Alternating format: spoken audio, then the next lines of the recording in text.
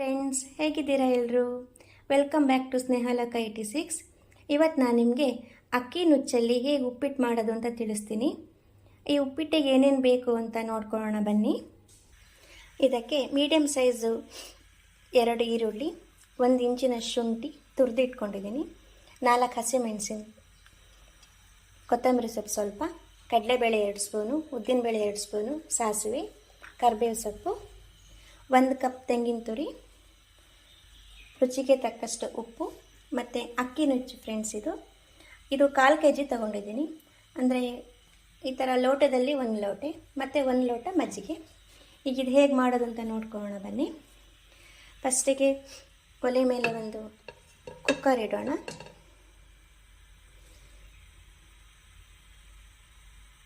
ಈಗ ಇದು ಕಾದಿದೆ. ಇದಕ್ಕೆ 4 ಸ್ಪೂನಷ್ಟು ಕೊಬ್ಬರಿ ಎಣ್ಣೆ ತೊಗೊಂಡಿದ್ದೀನಿ.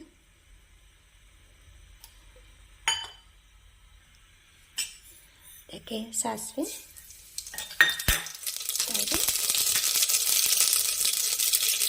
ಕಡಲೆಬೇಳೆ, ಉದ್ದಿನಬೇಳೆ, ಕರಿಬೇವು ಸೊಪ್ಪು,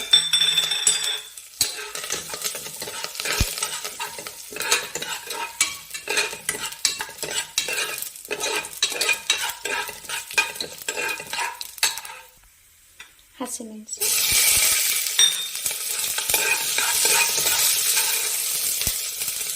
ಶುಂಠಿ,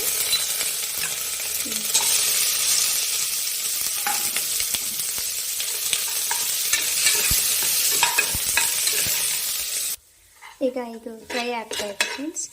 ಇದಕ್ಕೆ 2 ಲೋಟ ನೀರನ್ನು ಹಾಕ್ಕೊಳ್ಬೇಕು.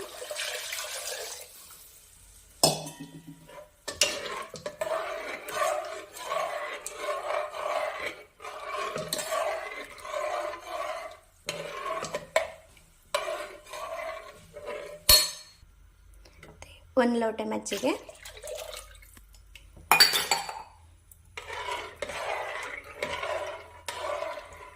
ಅಕ್ಕಿ ನುಚ್ಚು 1 ಲೋಟ ತಗೊಂಡಿರೋದ್ರಿಂದ ಅದಕ್ಕೆ 3 ಲೋಟ ಬೇಕಾಗತ್ತೆ ನೀರು. ಇಲ್ಲಿ ಮಜ್ಜಿಗೆ 1 ಲೋಟ ಹಾಕಿರೋದ್ರಿಂದ 2 ಲೋಟ ಸಾಕಾಗುತ್ತೆ.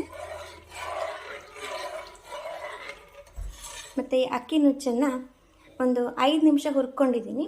ಹುರಿದು ಆಮೇಲೆ ಇದನ್ನು ತೊಳೆದು ಇಟ್ಕೊಂಡಿದ್ದೀನಿ ಫ್ರೆಂಡ್ಸ್. ಮತ್ತು ಇದಕ್ಕೆ ತೆಂಗಿನ ತುರಿ 1 ಬಟ್ಲು,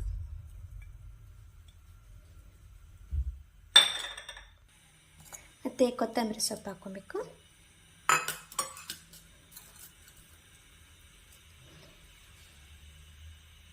ಇದಕ್ಕೆ ನೀವು ಮಜ್ಜಿಗೆ ಬದಲು ಲಿಂಬೆಹಣ್ಣು ಸಹ ಹಾಕ್ಕೊಳ್ಬೋದು. ಆದರೆ ಮಜ್ಜಿಗೆ ಹಾಕಿದ್ರೇ ತುಂಬ ಟೇಸ್ಟ್ ಬರುತ್ತೆ ಇದಕ್ಕೆ.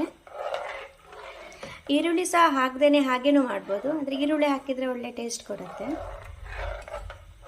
ಚೆನ್ನಾಗಿ ಕುದಿ ಬರಬೇಕು ಫ್ರೆಂಡ್ಸ್. ಇದು 1 ಚಮಚ ಸಕ್ಕರೆ ಫ್ರೆಂಡ್, ಉಪ್ಪು,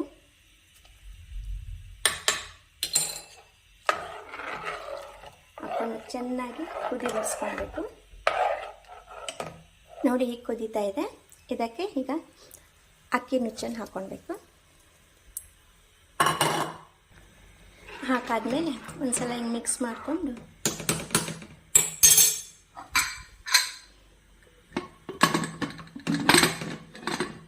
ಕುಕ್ಕರ್ ಲಿಡ್ಡನ್ನು ಕ್ಲೋಸ್ ಮಾಡಿ 3 ವಿಷಲ್ ಬರ್ಸ್ಬೇಕು ಫ್ರೆಂಡ್.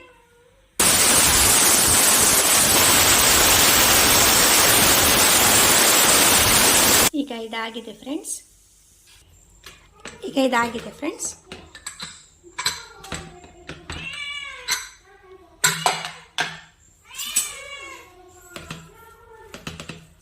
ಘಮ ಘಮಿಸೋ ಅಕ್ಕಿ ತರಿ ಉಪ್ಪಿಟ್ಟು ರೆಡಿಯಾಗಿದೆ.